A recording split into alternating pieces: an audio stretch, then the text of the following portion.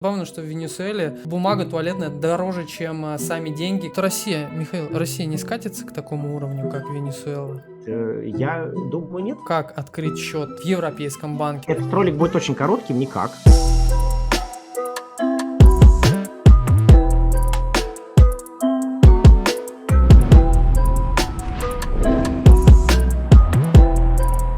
Всех приветствую на канале Релокод.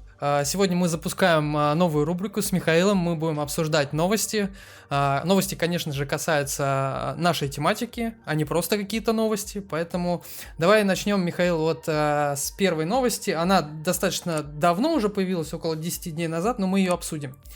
Премьер-министр Латвии Кариньяш Кришьянис призвал ЕС отменить все туристические визы для россиян, пишет The Guardian. Политик считает, что потенциальная волна россиян, которые спасаются от мобилизации, угрожает безопасности Европы. При этом он уточнил, что въезд по гуманитарным причинам должен рассматриваться в каждом конкретном случае индивидуально.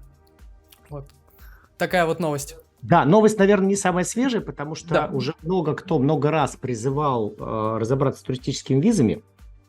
Но важно следующее, смотрите, то есть как говорил Эйнштейн, да, проблема решается на уровень выше. Противоречия, потому что, во-первых, можно долго спорить о том, отменят россиянам или запретят ли россиянам туристические визы или нет. Это бессмысленно, мы не знаем, произойдет это или нет. А можно перейти на уровень выше и сказать, а давайте сделаем так, чтобы нас это вообще не коснулось. Давайте сделаем себе ВНЖ. Потому что туристические визы это могут запретить. Могут. А сложно, Шенген надо развалить, да, надо разрушить единое пространство, но разорвать его на части. Но поменять права резидентов никто не может. Это верно. Что те, у кого ВНЖ, они приравнены к резидентам. А вот резидентам запретить поехать в свою страну, у кого есть право проживания там долгосрочно, на серьезных основаниях, таких оснований ни у кого нет.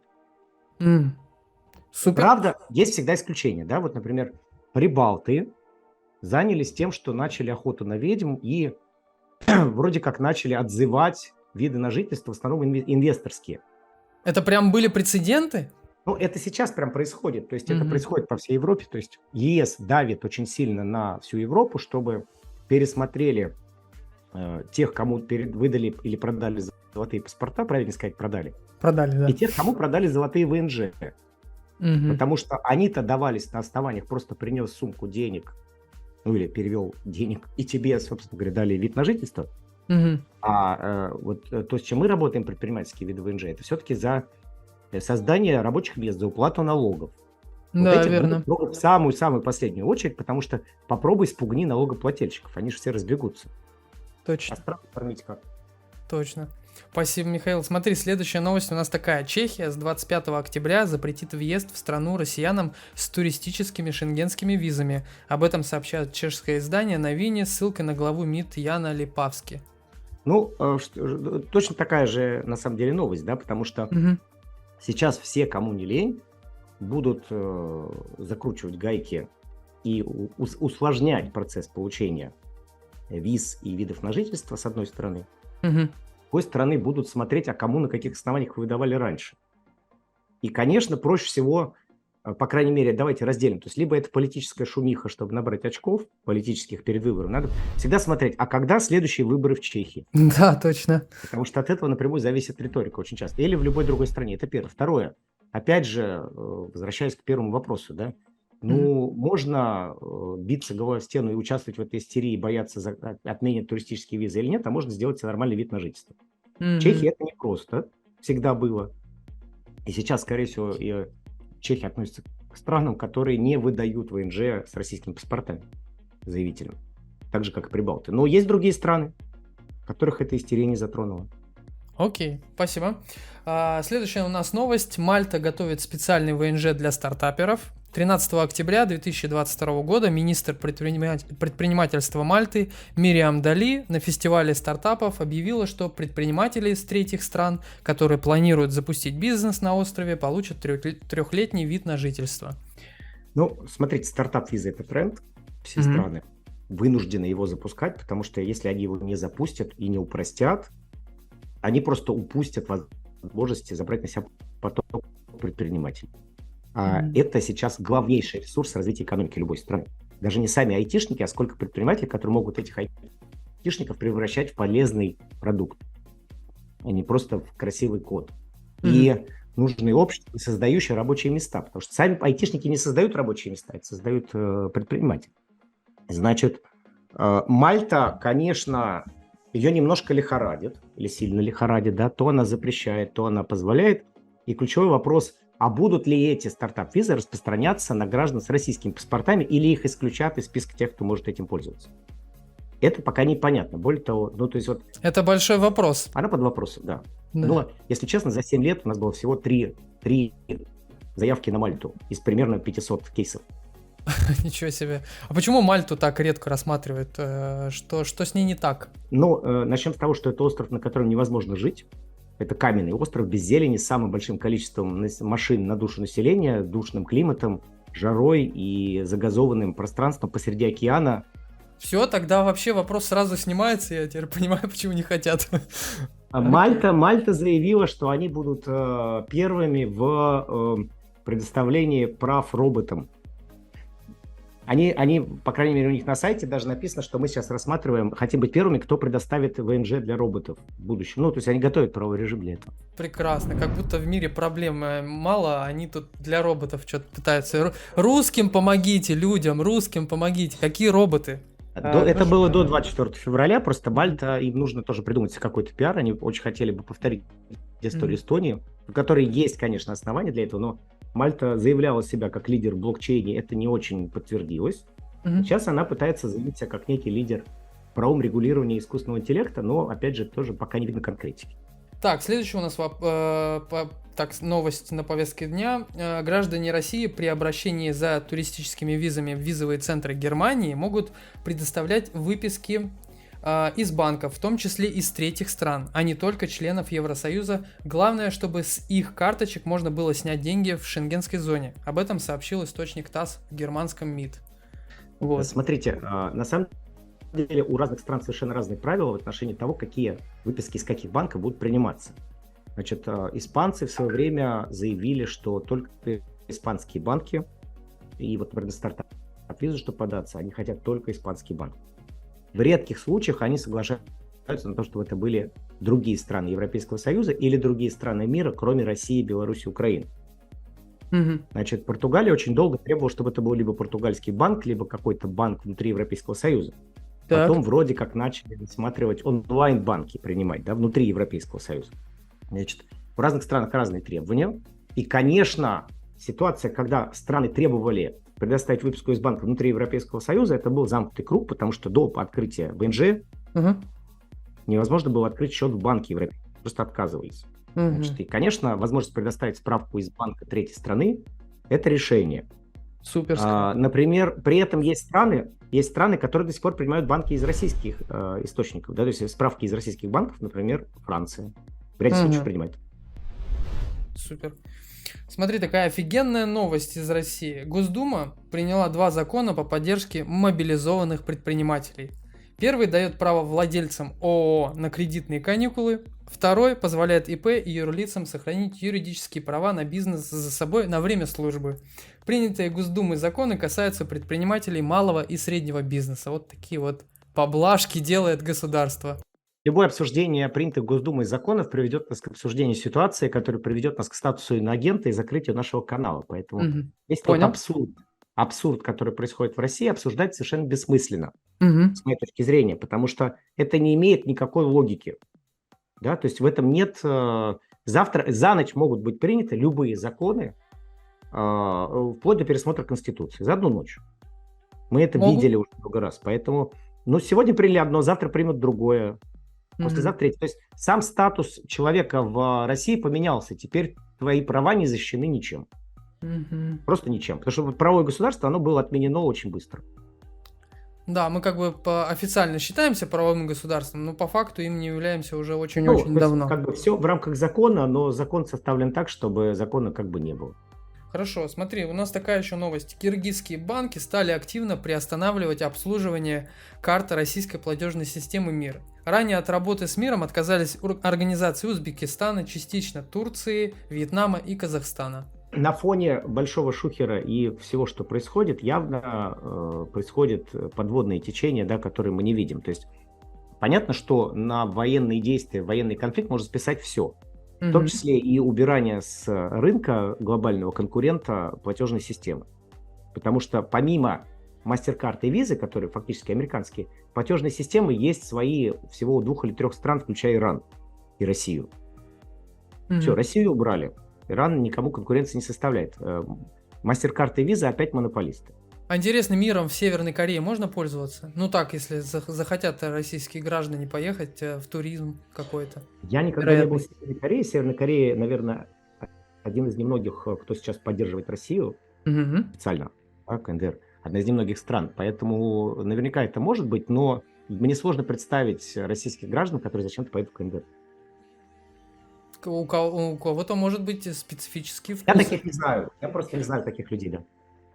Хорошо, напишите в комментариях, кто собирался поехать в Северную Корею, потому что очень интересно пообщаться с такими людьми. Следующая новость такая, Михаил. В 2023 году средняя стоимость тарифов на связь у крупных операторов вырастет на 10-15%. Повышение цен обуславливают закупками подсанкционного оборудования. Ну, слушайте, тут во всем мире официальная инфляция чуть ли не 15%, да, это официальная.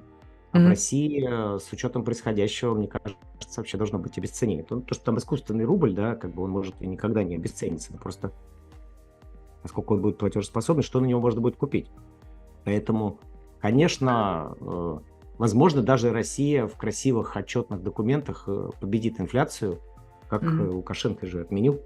В Беларуси отменена инфляция. В России. Поэтому в России будет происходить, конечно, с одной стороны, обеднение, просто разрушение экономики, обеднение населения еще большее, чем раньше. И просто малый и средний бизнес просто не выживет, если он не будет связан с государством.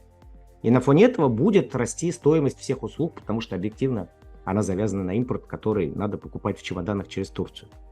Ну, Это кстати, явно дороже. связь-то подорожала, ну, не только в России, она дорожает вообще везде, ну, из-за того, что инфляция, опять же, вот то, что ты сказал. Но насколько в России больше Ничего в мире не подорожало? дорожает, просто напечатанные деньги обесцениваются и скоро не будут ничего стоить. Тут я некоторые моменты не совсем понимаю еще вот эти вот, знаешь, касающиеся вот эти вот экономики, но в целом я уже с ними сталкиваюсь и уже начинаю что-то понимать, потому что когда ты с ними непосредственно сталкиваешься, начинаешь понимать точно, что происходит в мире. Все же просто, как бы в учебниках по экономике и там на первом курсе, или, не знаю, все, кто хоть как-то изучал экономику в университете или в школе, они знают, что если печатать деньги, будет инфляция. А то, сколько напечатали денег, столько никогда не печатали. Это абсолютный рекорд за последние 1000 лет. Я надеюсь, что мы не скатимся к тому, как Венесуэла пришла к своей экономической нестабильности. Просто будет полная перезагрузка финансовой системы, а чтобы люди не рыпались, какая-то большая военная заваруха. Ну, вот. Будет ли она больше, чем сейчас? Большой вопрос. Она и так уже достаточно большая. Да, забавно, кстати, что про Венесуэлу я сказал. Забавно, что в Венесуэле бумага туалетная дороже, чем сами деньги, которые ты, соответственно, тратишь там. То есть сама бумага туалетная дороже гораздо, чем деньги, которые выпускает государство вообще. То есть, возможно, деньгами просто потираться. Западная Европа и Америка, наверное, в этой ситуации не окажутся. У них слишком много ресурсов для этого. Америки, в первую очередь, военных, да, а в Европе накопленных в колониальные времена как бы ресурсов хватит, чтобы продержаться. Но куда ходить? Вот Германия в свое время тоже это испытывала, когда там тележка стоила дороже, чем деньги, которые в ней везли. Поэтому тут не обязательно ходить в Венесуэлу. Вопрос в том, что возможно, что в этот раз все будет как бы относительно по-другому. Мы не знаем как. Перезагрузка точно будет, она уже происходит. И просто деньги заменят какими-то цифровыми баллами. Вот как цифровой юань. Экспериментируют. А вот Россия, Михаил, Россия не скатится к такому уровню, как Венесуэла?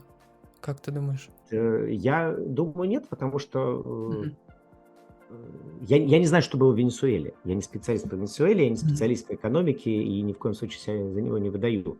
Мне кажется, что проблема России, которую не понимают до конца сейчас те, кто там остались, в том, что неважно, какая будет экономика, Может быть, газ будет дешевле, чем в Европе, и отапливать квартиру будет проще. Возможно, бензин будет дешевле. Возможно, может быть, ездить на автомобиле без очередей на заправках, что будет лучше, чем в Европе. Но это будет полностью отсутствие каких-либо прав и безопасности личной.